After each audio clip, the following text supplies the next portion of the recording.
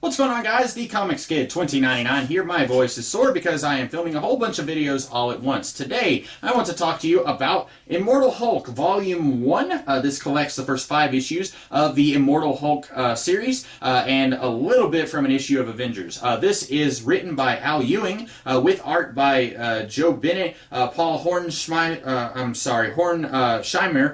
Margaret Savage, Gary Brown, Rui Jose, and Paul Mounts. And a lot of people have been hyping up this Hulk series since it started. I have been hearing a lot of praise for this on Twitter, and I was curious because I dabble in the Hulk. I've got some Hulk books over here behind me. I really like the Bruce Jones run. I really like the Jason Aaron run. I have a few other stories here and there. The thing about the Hulk is every time a new creative team comes on board, they are going to get rid of everything and start over from scratch. There is never not going to be a soft reboot with the Hulk. Every time a new creative team comes on board, everything that you loved is going to be gone.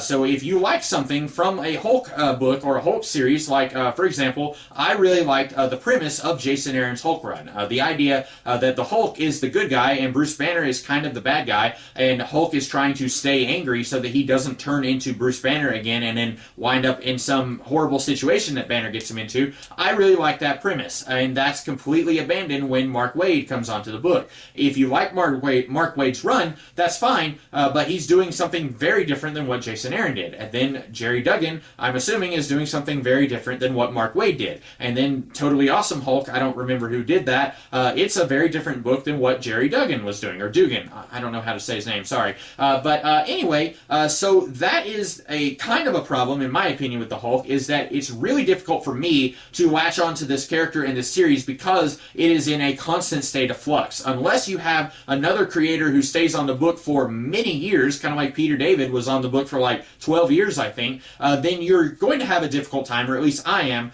falling in love with this character and staying in love, because as soon as whoever comes after Immortal Hulk comes on board, they are going to do something totally different from this. The good thing about that is that there are a whole bunch of really good jumping on points for this character. Every few years, if you're interested in the Hulk because of the Marvel movies, or you've just heard people talk about the Hulk and you want to get in and see what all the fuss is about, there's a whole bunch of good places that you can jump on board. You don't have many years of continuity building up to make it nearly impossible to figure out what's going on. So that is a good thing. But like I said, it makes it difficult for me to stay on the Hulk. I'll come in, I'll read a book, I'm like, okay, that's fine, and then I won't stick around.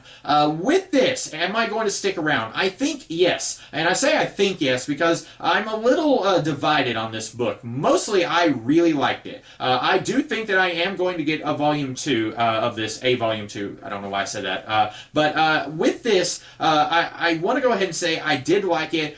There is an element of the book that I wasn't crazy about. And here is where I'm going to get into spoilers. So if you haven't read this and you still want to, turn the video off right now because there's pretty much not going to be any way that I can talk about this without talking about spoilers. There's kind of a supernatural element to this book. Several times you see several different gamma irradiated characters talk about the green door that they can see, and there is demons and monsters on the other side of this green door. And then by the end of the book, there is a character, Sasquatch from Alpha Flight, who years ago it was established that he was Bruce Banner's college roommate, and then he eventually went through a gamma thing at the North Pole, and then he got bonded to the Great Northern Beast, Tanarok. That's all part of the Alpha Flight backstory. Anyway, this is saying that the Green Door is somehow responsible for Walter Langowski being bonded to Tanarok and becoming Sasquatch. This is kind of adding a little bit of a supernatural angle to the Hulk mythos, and I'm a little apprehensive about that. I would prefer, this is just my personal preference, that the Hulk be more of a sci-fi book and not have so much of a supernatural angle. I do like what is done with it. Again, we're in spoiler territory here, but by the end of the book, Hulk is fighting the phantom of his father. And I don't know nearly enough about the Hulk to know exactly what the status of Bruce's father is. I know that Bruce was abused as a child, but at one point, Walter says that Bruce's dad was in an asylum, and then later, I guess Bruce's dad had died, and then had come back and possessed Sasquatch, he had come through the green door. And we find out that someone else is orchestrating Hulk's dad attacking Hulk and kind of acting through some of the events of this book. And so I like Hulk. He feels weak here because he still has a fear of his dad. When he sees that it's his dad, he is cowering, and I like that. Hulk is one of these characters who you want to be able to show that he can still be defeated, that he is not all-powerful, and that every obstacle you throw his way is not going to be a problem. You want to be able to see that there are some things he's going to struggle against, and his father is one of those things. Now, he does end up punching back, and he defeats Sasquatch, but then the phantom of his father is still there, and I won't get too much into that. I'll leave some stuff for you to find out for yourself. But I like that each issue feels like a standalone adventure, but all 5 of these all kind of culminate into a bigger threat. The last 2, it's kind of more of a 2-parter, but the earlier issues here, they each kind of stand on their own, and I really like that.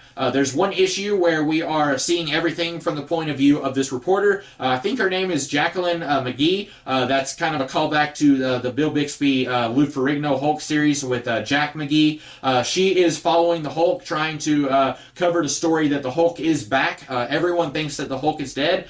She doesn't think so. And there's one issue where she's interviewing all these different people who all have a different take on the Hulk. And I like that issue. That reminded me of the Bruce Jones run, where you didn't really see a lot of the Hulk, but you felt his presence. And that was kind of what I was getting with that issue. The Hulk here, if you prefer Hulk being kind of a mindless Hulk, no pun intended, hulking thug, that's not how he's portrayed here. When Banner hulks out, he is literate.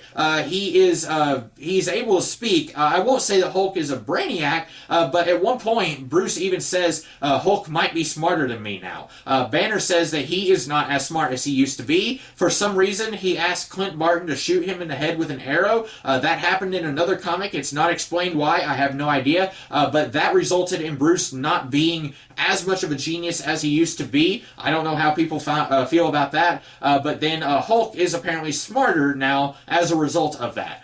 So I like this. I am going to be getting Volume 2. I'm still a little apprehensive about the supernatural stuff being here. There was always supernatural stuff with Sasquatch, so I don't have a problem with that, but tying that so much into the Hulk mythos, I'm not as on board. Now, there was one point where, I don't remember if it was the narrator saying this or if it was Bruce thinking it. Someone was saying, this is not magic, this is not science, talking about the Green Door. It appears to be magic to me. It appears to be some form of the supernatural. So, I don't know. But that's about all that I have to say about Immortal Hulk Volume 1, or is he both? I hope you guys liked this video, and if you did, check me out in the future. I'll be doing some other stuff. In the meantime, have a great rest of the day. Catch you later.